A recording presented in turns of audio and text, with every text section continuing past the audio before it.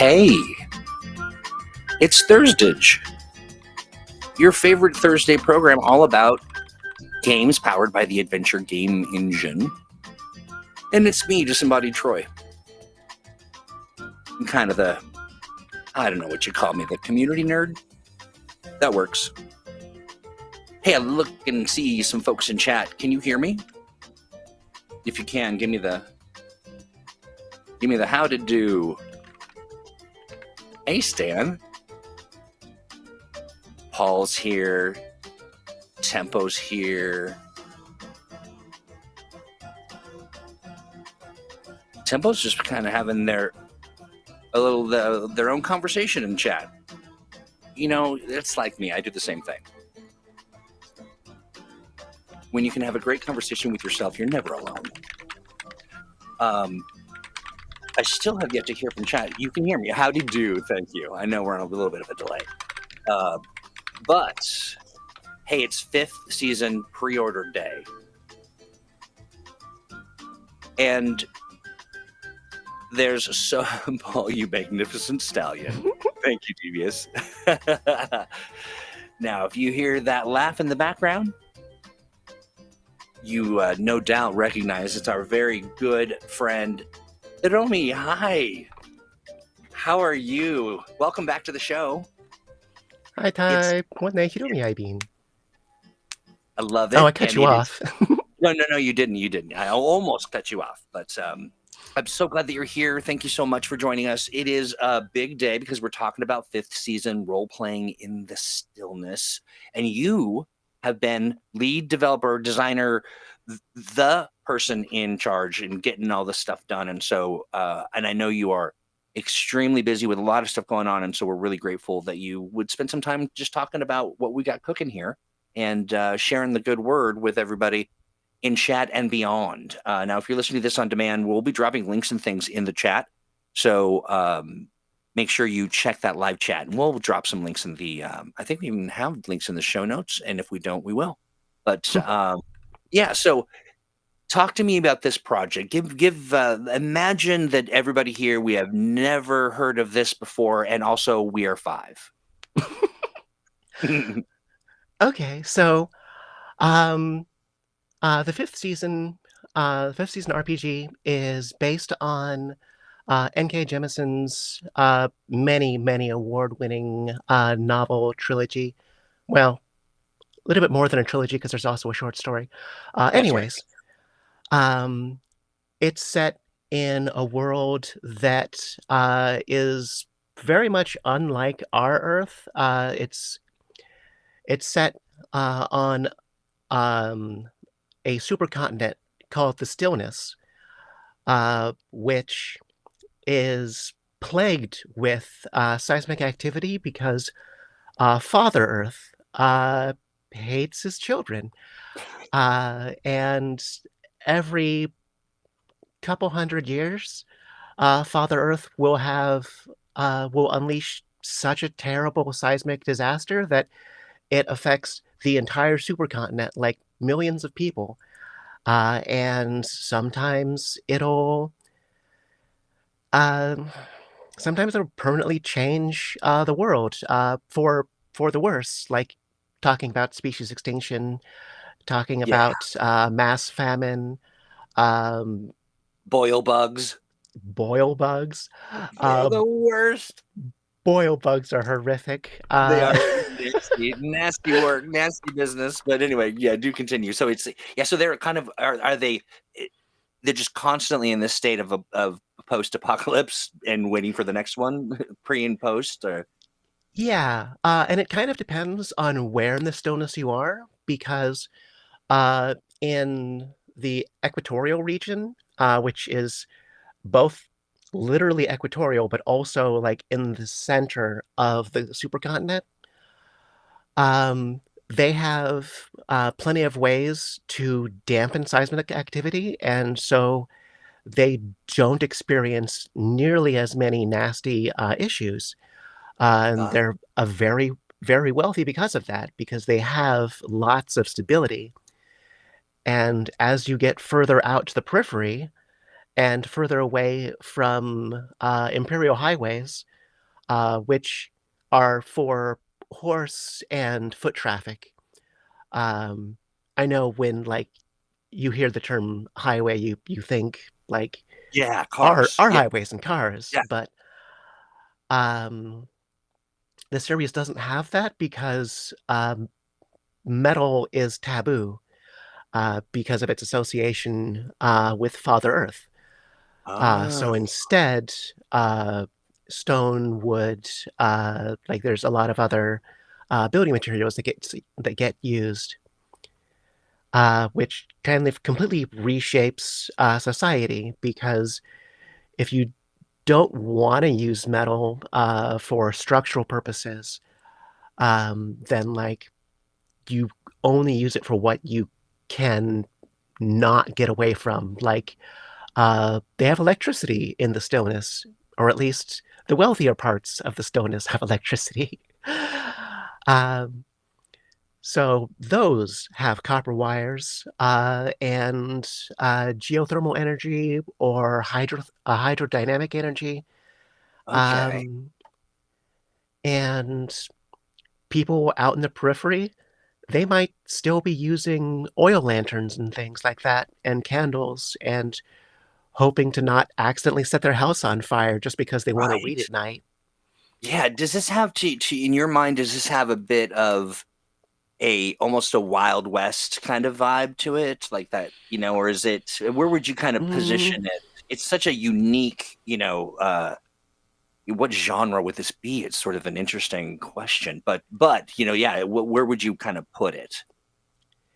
it's kind of like it's not exactly post-apocalyptic, even though the world has undergone several apocalypses. That's right. Yeah, yeah, yeah. Um, but it's like post-apocalyptic implies that the apocalypses are done, and That's that's right. Yeah, not true. very apocalyptic is like, I mean, Yeah, during kind of, yeah, I don't know, but I mean, I think it's just a leave it to N.K. Jemisin to kind of invent this space, this sort of like, it's sort of active apocalypse, yeah. very interesting. Okay, and so And post, yeah, like the apocalypses have happened and will happen again, but it's kind of up to you and your other players whether or not you want the apocalypses to happen as you're playing the game. Uh, interesting. Now like you that's don't an have important to buy point. in, but you Yeah. can, and it's certainly encouraged because that's part of the setting and how things work within it. Um, yeah, copper is a metal. Sorry, I'm not sure Yeah. when this is. I'm not sure how far the delay is, but yeah, copper is a metal, and the people of the Stillness would like to not use copper, but they don't have a better way of conducting electricity. Got you. Yeah, and so talk to me about so you said the wealthy, they've got electricity and they're kind of doing their thing. There's the caste system plays a big central role in kind of the way the stories unfold and the role that you play in society. Can you talk to that a little bit? Yeah, absolutely. So there is a use caste system in the setting.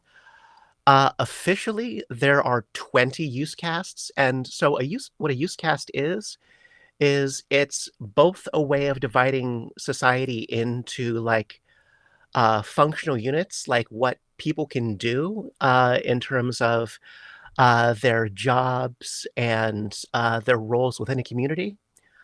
Um, but they also function as kind of like labor unions because Oh, okay. if you have a group of breeders or strongbacks or resistance within a comm, those people will be working for each other as well as the comm, and it's kind of up to them how things shake out in terms of work assignments, and also like if uh, the leadership is putting unfair uh, unfair demands on your use cast, then your use cast can like uh, collectively bargain and even go on strike, which would It's scare them a devastating. lot. Yeah, yeah. And so these use can you talk about these groups, the use casts and because their names are very straightforward. Oh yeah, absolutely. So I said that there were officially 20, but Yeah. functionally there are 5 or 7, depending on how we're talking about things. So there are officially 7 major use casts. I'm going to go over 5 of them and leave 2 of them for later because of Yeah. reasons that will become obvious. Love it. So you have breeders, leaders, innovators, strongbacks, and resistance. Uh, Breeders sound like they're entirely focused on sex and pregnancy, which is not true. They are involved in those, but they're kind of the glue of society. So think of them more in terms of um, people who are responsible for making sure that uh, each generation of Comm members sort of gets to continue on to the next level of life, phase. So they're involved in child rearing, they're involved in um, relationship counseling, interpersonal communication Oh skills. wow. Okay. Yeah. They are doctors, they are teachers, they are craftspeople. So like it's easy to just like look at the name and go, oh, okay, they're sex workers, and it's like they're a lot. Breeders Yeah. are a lot. They are like if you think instead of thinking about them in terms of like what they do between the sheets, if you think of Yeah. them in terms of like parents, they do a lot, and like they don't get the credit that they deserve. Yeah, because Although they're in the literally stillness they kind holding. of do because they can demand that you do. Right, right. Yeah, and they really are kind of holding it together, getting people, keeping people connected. And yeah, it's interesting because there have been people who have taken issue with the term, Mhm. and it is for me when I think about just the work as it stands, as it has been presented to us by the author, to me is just so great and so like there are reasons and sort of motivations and understandings that you get for the naming conventions and I think that I would encourage people to suspend their go in and learn about it, open it up and connect, and when you do, you will meet people who have gotten into uh fifth season, the trilogy plus, we'll call it, and then the RPG as well. And the feedback that we have gotten is we've done a really great job representing the vibe and capturing the essence and really communicating the author's intentions well. And I think it's because we've been really true to the intention, right? I Mhm. mean, yeah, absolutely. Okay, so let's talk about the other. We have a couple more casts, right? Yeah, so there's also innovators who are your scientists and engineers. Mm. They are responsible for inventing things. They want to find out more about the world, which includes the natural world, includes um, engineering and things that they can discover through building structures.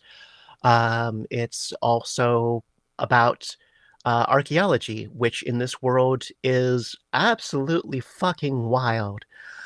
I hope Okay, I can talk to me. swear Yeah, because yeah. I just did. Oh yeah, yeah. Well, we kind of keep we call it the fuck budget, and now we're a bit of arrears, but fortunately we are in a new month, so the budget has been Okay, refreshed. You're doing excellent. fine. Yeah, so like in the distant past, so about 2,000 years ago and further back, uh, there were a number of civilizations that rose and fell who have high technology. Like they have technology that leaves our Earth in the dust. Like Mm, we're talking about wildly sci-fi um, kind of vehicles, kind of animals. They're called vehicles. And they just travel within us tunnels that go basically to the center of the earth. Like it's like not exactly, but kind of. So like they could travel throughout the entire world subterraneanly, and it's Interesting. wild, absolutely wild levels of technology. And that tech is still around a little bit, Hmm. but it's not available for players to interact with on a grand scheme. But if you go digging in a ruin, you might come across some really weird stuff. Weird And and you dangerous, right? Yeah. weird and dangerous. I Yeah. mean, there's plenty of tech that we have in our world that if somebody came along banging on it with a rock, it'd probably kill them. You get a rude surprise. Yeah. Yeah, exactly. So like think about like that kind of thing.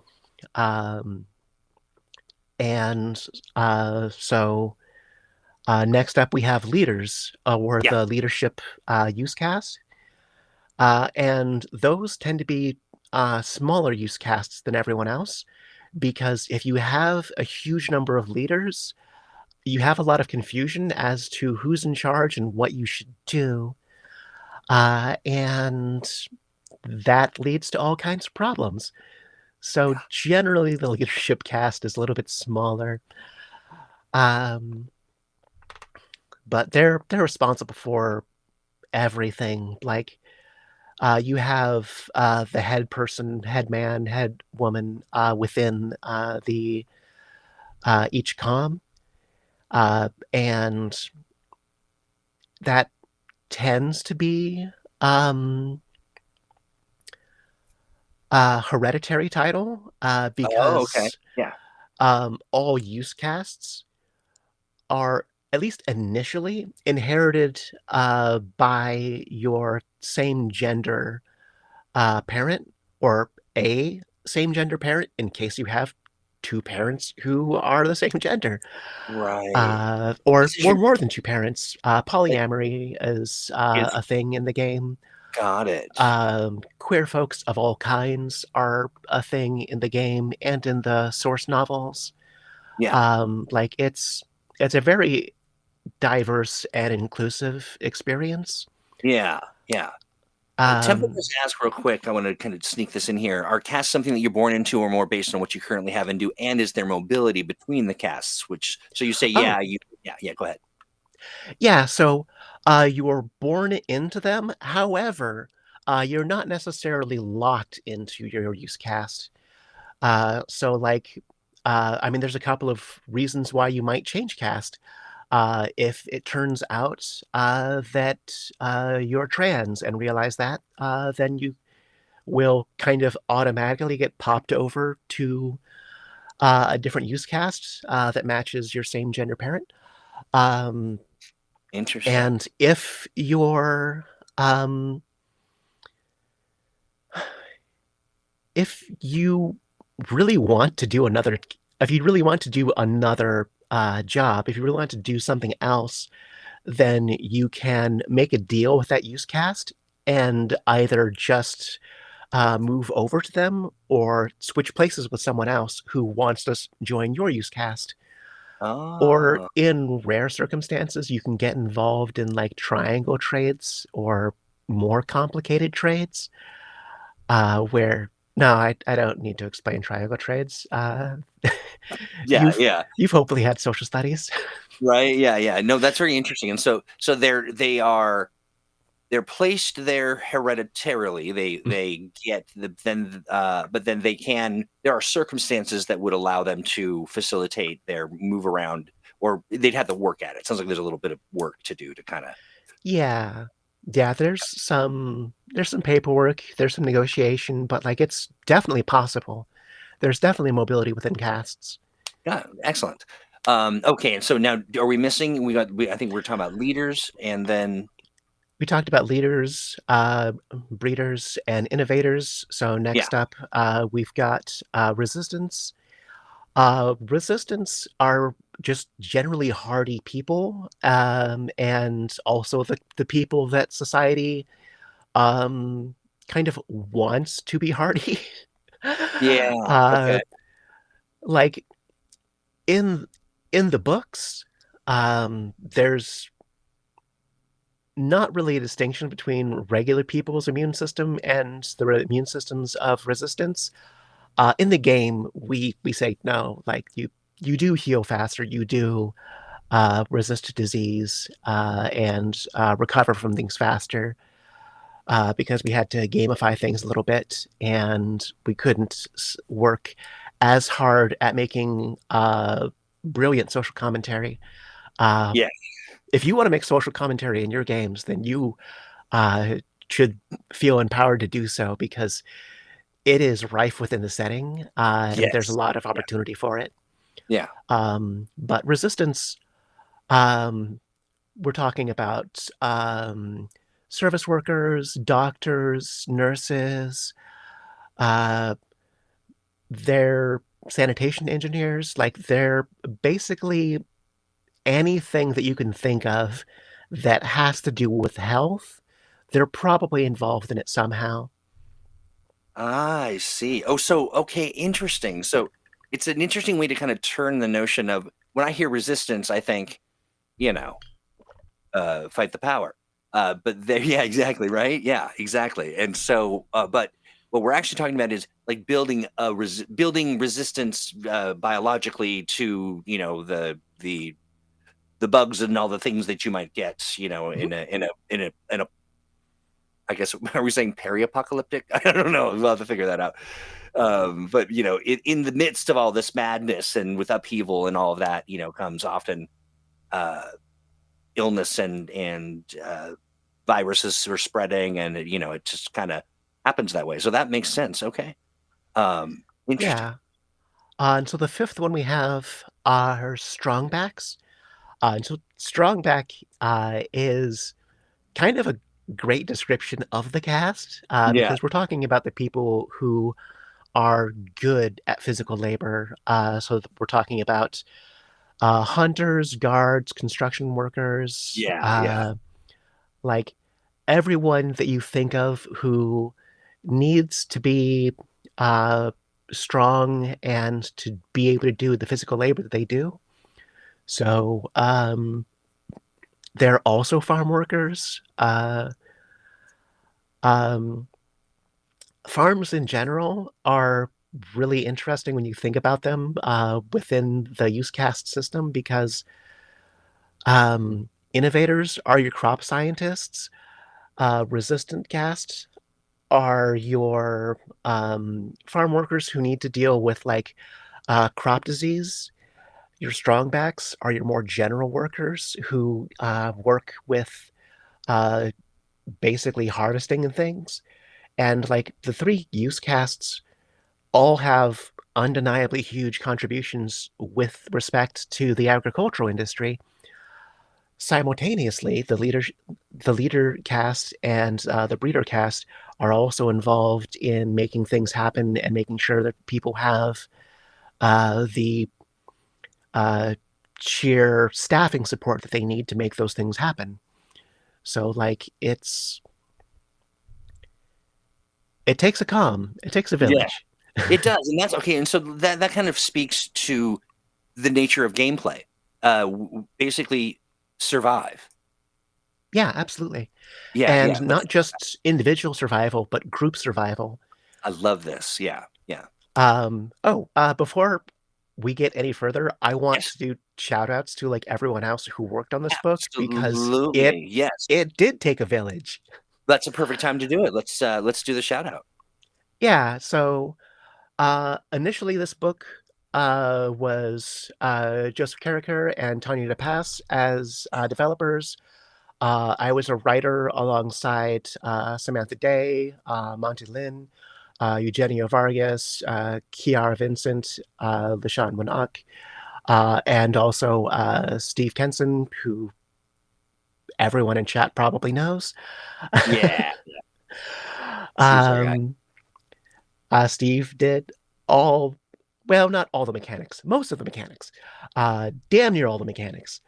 Um, and I eventually needed to step up to take over the role as developer and sort of get the book over the finish line. As we were going over the finish line, Malcolm Shepard stepped in to do a lot of extra writing, and is the reason why I can't say that Steve Kenson did all the mechanic writing. Yeah, yeah. Um, Yeah, I don't know what Paul's yeah, saying is. Yeah, yeah. I think he's there. being funny. Yeah, go on. Okay, yeah. And yeah, no, I mean, I could just sit down and read the credits completely, but like, um, I don't know everyone.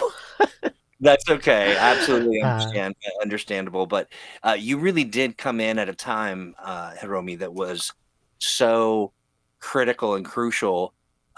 And it is a unique individual that can do that, that can step in and say, "Here, I'll help," and get all the pieces of the puzzle together. You are absolutely a true talent, a joy to work with.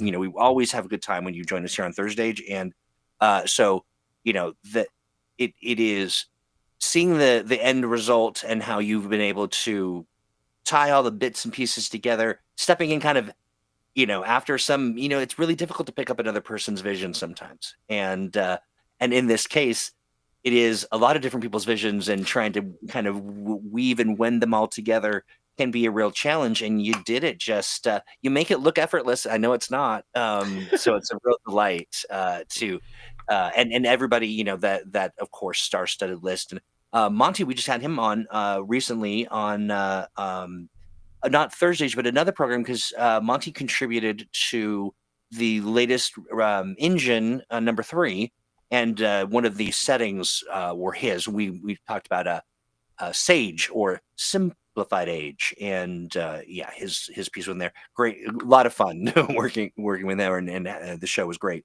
and folks should check that out nice. for sure. But yeah, so a talented crew of folks, to be sure.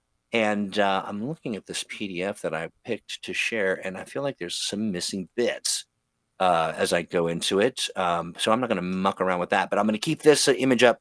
Remember, links in the chat for picking this up, and also you will find them in the show notes. So you can click right over there and pick up the GM kit, which gives you pick up for where did my links go? When you pre-order that, the print or the print version of that, you will get the PDF for $5, and the same for the core rulebook. So both the core rulebook and the GM's kit, which I think I'm saying horribly wrong, but you get the picture, friends.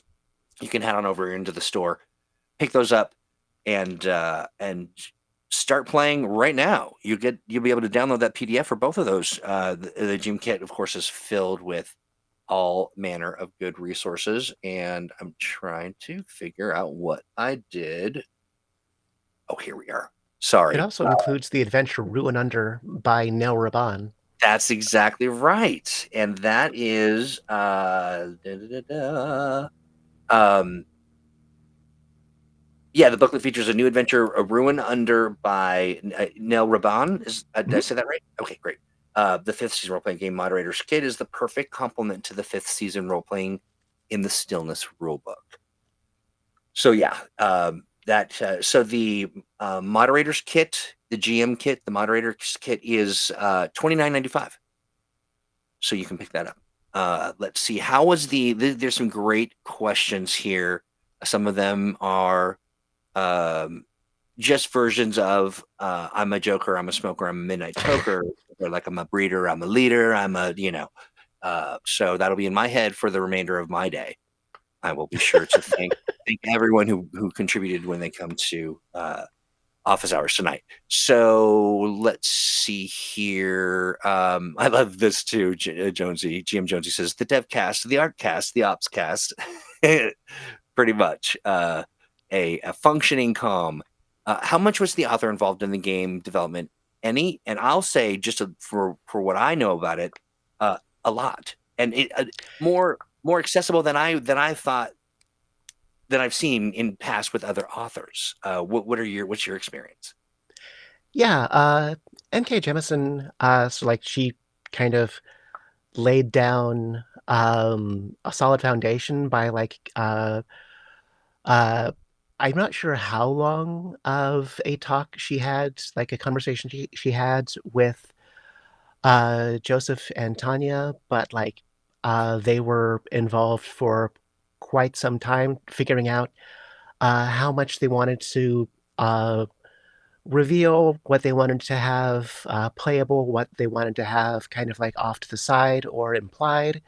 Yeah, And uh, Tanya DePass and Enka Jemisin were friends before this, so like they that involvement never ended. yeah Like uh, they were always sort of like connected on that. Um, and periodically there would be sort of like check-ins to find out like if we were on the right track, what kinds of ways that we could make things tie in better. I believe there were two manuscript reviews where like Mhm. um, she had the entire manuscript and went through it, made tons of helpful notes to make sure that like we were getting details right, to make sure that the ideas were in keeping with her vision. And then after we made those corrections and added on more material for the origins, and incorporated some community feedback or backer feedback, I guess I should say. Yes, right. Then there was another round of approval. I think I have my timeline right. I could have Yeah, those yeah. two This just tracks backwards. close enough. But yeah, she completely reviewed the text top to bottom twice, and seems pretty pleased with it, which Yeah. is a great compliment. One of my favorite, yeah, absolutely a great compliment, a testament to everybody's hard work. And the other thing that I enjoyed is that oftentimes, now we've worked with plenty of authors, but they are often because they're so busy just being authors and kind of working, as a busy writer, can't often join us for live streams and that sort of stuff. But N.K. Jemisin was able to join us for our big kickoff.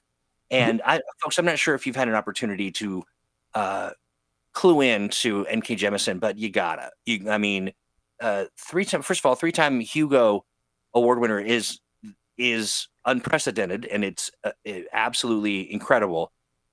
Also, she's hilarious. She's very you want to check her out. Do a little Google search and check out some of her many acceptance speeches. But yeah, so there you go. That's kind of gives you some background, Michael, on that.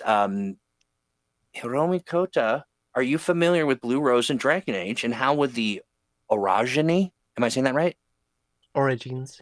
Origins, she's not even close. Compare with the adepts and mages of Aldea and Thetis, respectively, especially in their powers and social status. You want to talk about that a little bit, or? Yeah. So Origins and Guardians were the two other major casts. Mm-hmm. And so in terms of power, Origins kind of have a huge spectrum available to them. Like they could be just a little bit sensitive to vibrations to the point where like they can sense someone walking outside and make the area around them kind of chilly and maybe move small rocks up Okay. to they can tear a continent in half. Like Oh, that's wow. that's the spectrum of power we're talking about. So like um it's it's difficult to say like where they are in terms of power, like how they stack up, because you could have one that is bonkers powerful, game-breakingly powerful. Not within our system because we don't want you to break the game Right, immediately. right. um, you can get very powerful as an origin in the game. Like we have the rules available for that. You can get bonkers powerful. Yeah. However, that's coupled with massive, massive social issues because there has been about 2,000 years of propaganda painting origins as the reason why Father Earth hates everyone. Ah, And so, like, and in some cases, the cause of seasons. So, like, they are perpetually on notice. They are very much the X-Men of the series gotcha. in insofar as they are feared and hated by damn near everyone. Right. Which, but like, they're still trying to save humanity. Just because everyone fears and hates them doesn't mean that they're not trying to save the world. Such a great It just sucks. comparative, yeah. Yeah, I mean, that really does they are like the X-Men, they are like sort of, and specifically when you think about the X-Men, because they still fight for the good side, even though they're, constantly fighting, all of the anti-mutant stuff and all that good stuff. It sounds like And they need to be at least conversant in RPGs then. I would say N.K. Jemisin understood mhm. what and it's such a natural. It was a brilliant idea, and I believe that the original notion of, hey, we should talk to N.K. Jemisin came from a former Ronin, a Ronin emeritus. You're always a Oh yeah, yeah, Ronin. yeah. Yeah. And that was who was that? That was That was Jane. That was Jane Gates. Jane. That's right, Jane Gate. Yeah, exactly. Jane is a lovely, lovely person, and someone we adore and talk to on the regular. Also, just a good a co-conspirator, I will say. But yeah, yes, N.K. Jemisin is a gamer and real clear about that kind of stuff, and yeah, just definitely the world fit. I think N.K. Jemisin may have been world building with kind of a gamification or the understanding kind of how that stuff works because it's sure fit really well. Also, chat, why are you giving yourself all this stuff? We've won. We live rent free in Troy's head. I get the big room, and somehow Tempo's got the fairy tale castle in Ragnar non something from Odin Sphere. My cat minions feast tonight. I just don't know why you're all winning these awards. Not on my watch. And like the X-Men, they occasionally get power meltdowns that kind of destroy a comm or two, unfortunately. That's right. Yeah, no, that's accurate. So Yeah. like origins who don't have full control of their powers or who are just trying to like channel too much energy, they can kill an entire city of people. It's super bad. Yeah, yeah. And so that's kind of showing so that we've got an orgy on the cover here, right? I Mhm. mean, it's like we're in the midst of figuring out how strong we are. Yeah. Yeah, yeah. And the X-Men metaphor like even extends further because the seventh use cast of the major use casts are Guardians who are kind of like Sentinels. Oh, Um, like their job is to find untrained, undocumented origins, uh, get them training, and make sure that they don't go Magneto.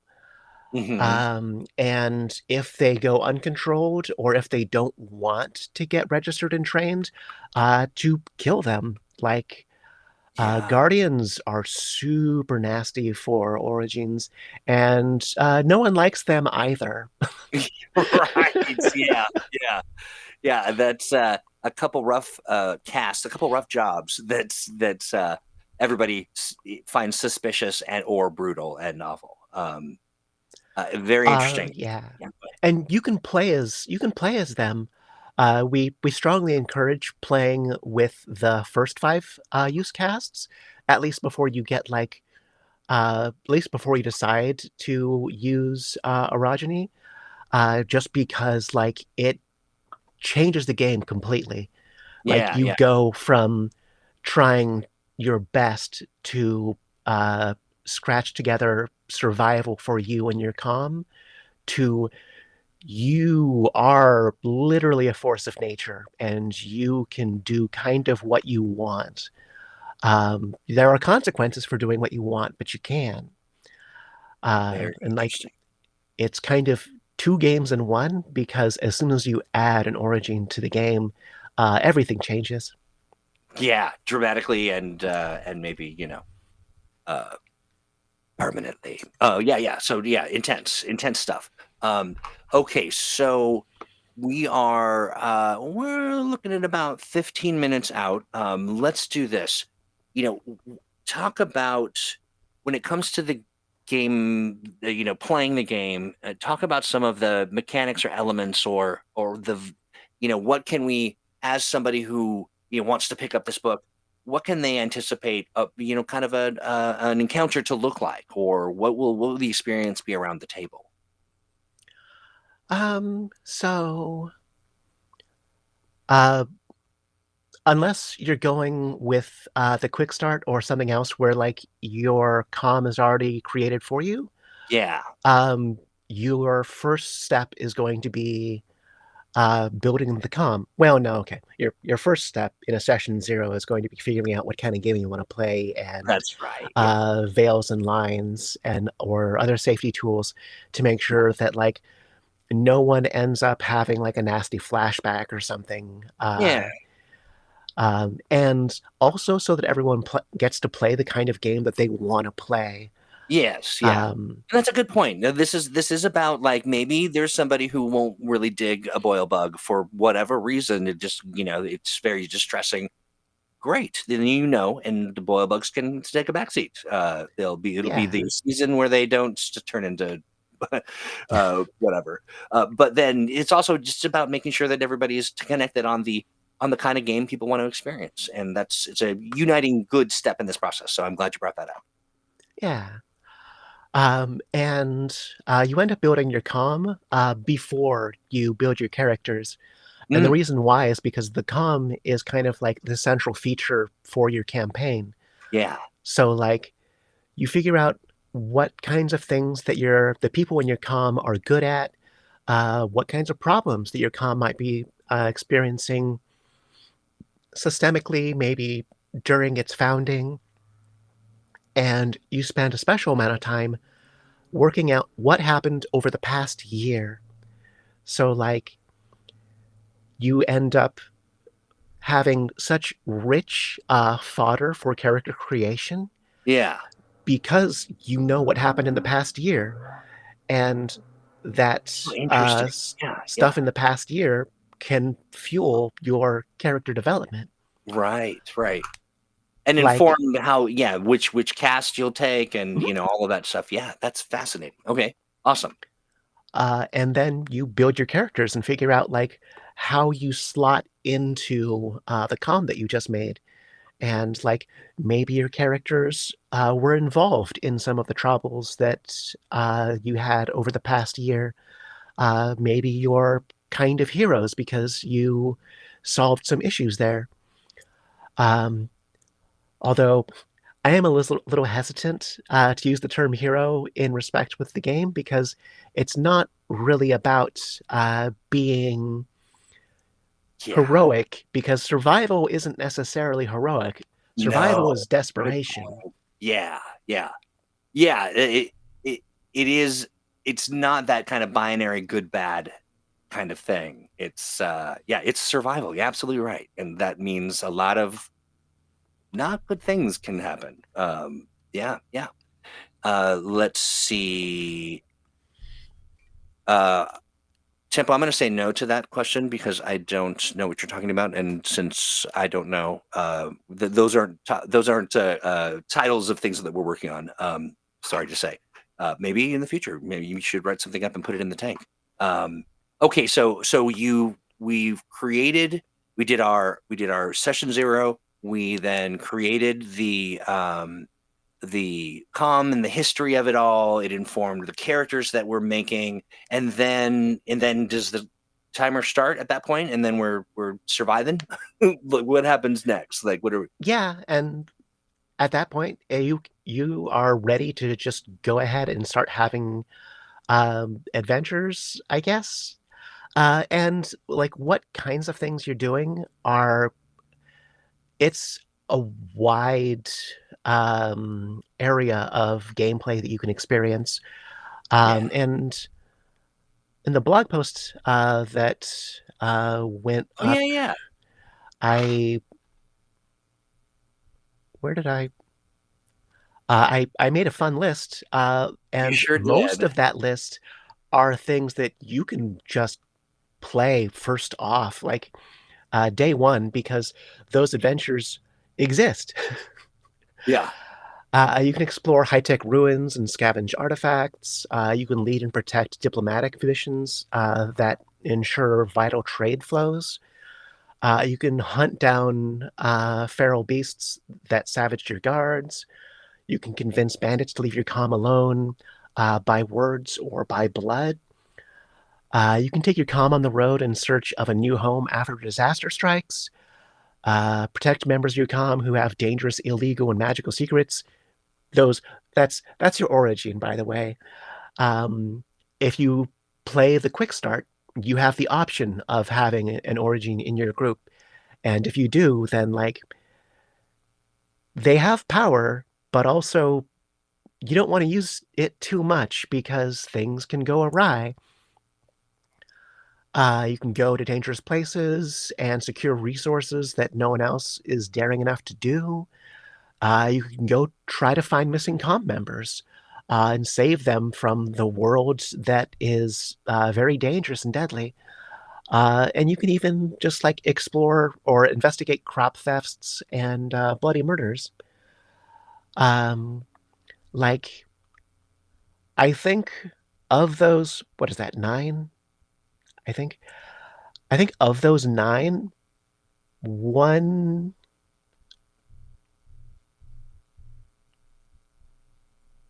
one maybe 2, depending on how you want to split hairs, are not available for you to play day one, right? I guess right now. Yeah, uh, yeah. Pretty much. Yeah. This uh, is day 1. so, like, yeah, if you liked 7 out of 9 of those adventures or adventure seeds, you can do them right now. Like, nothing's stopping you. Yeah, that's great. I do love the calm concept as sort of it's just such a an interesting way to kind of build this stuff. Tempo asks, the calm aspect reminds me of RuneQuest, where your status and relationship with your clan and tribe is just as important as usual adventuring. Um, what do you I'm think about not that? familiar with RuneQuest, Yeah, or at least not that familiar with it. But yeah, no, that sounds accurate. yeah. Seems like an apt comparison to make. Michael in chat said, sounds like Bastion's on steroids. Village as character. It is Oh the yeah, comic takes on it's like it is a character, a maintenance, a consideration throughout the whole experience. Now, did we talk about it all? Is there engagement with other comms that you know? Yeah, let's talk about that maybe just a tiny bit. Is there diplomacy, war, all that kind of thing? yeah, yeah. So there's a the political system of the Stillness is that comms are organized into groups of usually 4, or I should say about 4, called quartents. Mm, And there is a quartent capital taken from one of the comms, and they are kind of in charge of what's going on and get to oversee things and collect taxes. And nice. then each quartent connects to one of the 7 official regions. People living on islands are outside of the governmental system and can do whatever the fuck they want because All right. they are functionally anarchists. I see. Yeah, that was I was going to bring up that last bit is that there is the kind of these free radicals, if you will, out there causing mischief and mayhem. Um, Yeah. yeah, Yeah, people fantastic. living on islands they get to do their own thing. Yeah, They also have the problem that they don't have a lot of arable soil, so they usually have to take stuff from other people. yeah, yeah. Um, but they also don't persecute origins. They instead um, consider origins as vital members of their community and making them leaders. I So, see. like, if you wanted to play an all origin or at least largely origin campaign out in the islands, like that'd make a lot of sense. Very interesting. Yeah, I mean, so here you go, friends. It's I mean, it's quite an experience. It is it's of course powered by the Adventure Game Engine with enough unique opportunity to kind of learn some new stuff and engage, but also with some elements that you can borrow and incorporate into your other age games or really any other game. The Comm system I think is just really innovative. It's very brilliant, and there's a lot of fun to be had, but it also, there's some deep storytelling to experience and to be involved in as well. That can boy, when you're in the peri-apocalypse, who knows what's coming or what's going. But regardless, you should be going to greenroninstore.com, pick up the you can pick up the fifth season Role Playing in the Stillness pre-order for $64.99. That's the print hardback. Of course, I love a hardback book, and get the PDF today for $5. In addition, you can grab the GM kit. The GM kit is, let me drop that link. The GM kit is that's the game moderators kit. The pre-order for that is 29. Look at that. I love it. 29.99, and you get the PDF of all the good stuff within, including that adventure we talked about, for $5. That's incredible. That's a very good deal for you. You will no doubt be rushing as I share these links directly to the store to pick up your copy. Uh, Hiromi, thank you so much for stopping by and hanging out with us. I always love it when you're here. We are talking about doing some kind of a doing an actual play of something. If schedules allow, can we recruit you to come and join us and have some fun and play on a live stream? Oh yeah, absolutely. Yeah, I'm down. Fantastic. Absolutely fantastic. I would love that. I know folks in chat would love spending more time with you anyway, just to pick your brain and talk about all things um, fifth season. And we'll put our heads together and find out if we can put a schedule together to make that come about. I really would enjoy it, and I think folks would too. All right. Nice. Okay. So first of all, if folks want to know a little bit more about you, is there a place on the internet they should go to know more? Is there, are you on Blue Sky? Are you like, what are some good Yeah. places that they can find you at? Yeah, hiromicota.com is my website and portfolio, and I'm also on Blue Sky. Um, I think my handle is just Hiromi Cota there. I believe so. Yeah. Let me verify that. Yes. Yeah.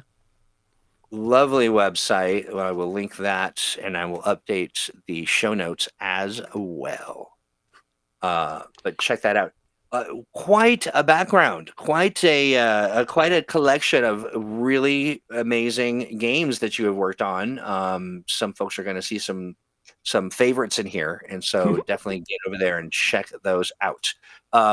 Again, my friend, thank you so much. Looking forward to talking about scheduling our actual play. Maybe we'll even see if we can resurrect our dear friend Joe to come and hang out with us, because I just love that man so much. Yeah. And yeah, he's a true delight. But we'll see. We will dig into that. And I gotta say, I need to pick this up. And I know we're supposed to be closing out the show here, but I always the Avatar Legends, I just want to go to there so badly.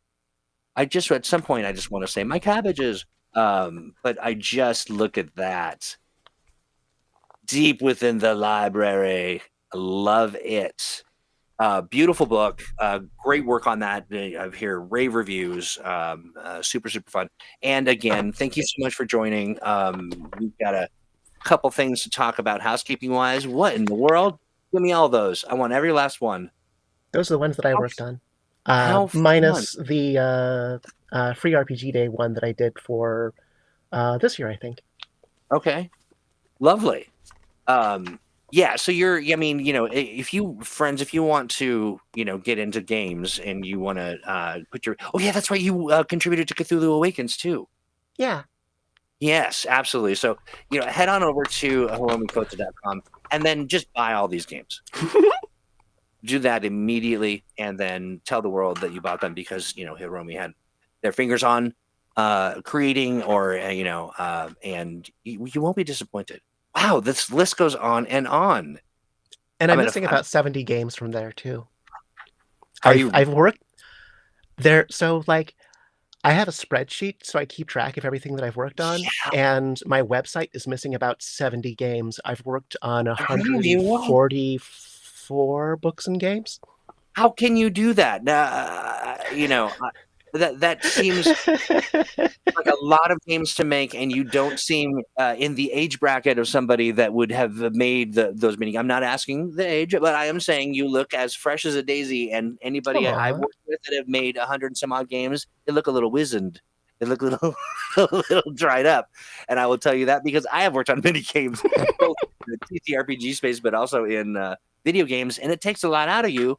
You manage to escape the process unscathed so that you may be fresh to tackle the next one. Fantastic. That is quite will there be a time when you'll update your site with all the I'm just curious to see all the I hope so. Yeah, I know that feeling. I know that feeling. The thing on the to-do list that doesn't quite always make it to the top is the one that, of course, is touting your good works. So, well, I'm glad that we were able to kind of get a little bit more of an insight into you and your background. And again, Stan, Stan's worked on a couple games or two, and he's left maybe a little more wizened, or just a wiser miser. But anyway. We could do this for hours. Again, thank you so much for joining us, Hiromi. And we'll talk again very soon, okay? Oh, yeah, absolutely. Fantastic. All right, we're going to jump into some... let me hit the right button. Is this the button? Am I doing it right? Is this right? How do we do this? Where am I? There we go. Thank you. Take care, my friend. Hey, friends, there is a place to go to talk about all this good stuff. And you can find other like-minded people like yourself to jump in and talk about all the good stuff that you're learning, ask your development questions, talk about your comms, all that good stuff. And it's the Atomic Think Tank. All you have to do is go to atomicthinktank.com. And if you're not already signed up, you will end up being asked 3 questions. And they are very simple. But we do that to keep the bots at bay and the ne'er-do-wells. It keeps the ne'er-do-wells away. It's a kind of a soul contract, if you will. And nobody's broken it yet. And we have over 1,000. We have 1,500 now. Anyway, it's growing, and it's hopping. There's a lot of stuff going on there, and learn all about the new things coming with Green Renine as well. Let's see what else we got cooking. Tonight, just an hour from now, we are going to. That's at 5 p.m. Pacific, 8 p.m. Eastern. We do what has become just an event. It is Get Tanked with Troy. Every Thursday night after the show, after Thursday each week, all gather at the Atomic Think Tank. We click on the event link that you'll find on the calendar, and it takes you to a Zoom meeting. And we all hang out, and who knows where we go. It's always informative. It's very interesting. It has originally began as a way for you to remind me of things I might have forgotten to do for you. But there is some real, good point. Paul brings up a good point about Steve Kinson. He's also quite youthful, and he's made quite a few games. I think we're finding a thread here. The seedy underbelly of the fresh-faced game developer. But join and come and hang out. You also, lurkers are welcome. You can hang out and sort of just kind of learn a little bit, or you come with questions. And maybe you're somebody who's got thoughts about, I don't know, a game. You found some errata you want to add to the list, or you just want to hang out with cool people. Whatever it might be, you're going to find it at that event, which is tonight. Just click through and you're in the Zoom meeting, abracadabra, and join the grad. Duke has been so kind as to drop the link in chat. We're making changes. Good changes. We're not changing things as much as we are building and growing, because the grad now is officially a Green Ornine gig, and it's a ton of fun. You should hang out. Another great place. If you're not connected via Discord, do so. And I think with that, I'm talking longer than my music bed, which means I've talked too much. Thank you, everybody. Have a great rest of your week, a wonderful weekend. Don't forget, this Sunday, 2 p.m. Pacific, we'll be doing an actual play, a Mutants and Masterminds actual play, actually a part 2 in run by Alex Thomas. So check us out. That's 2 p.m. Pacific. There'll be events information on our Twitters and other social media spaces. So check them out. And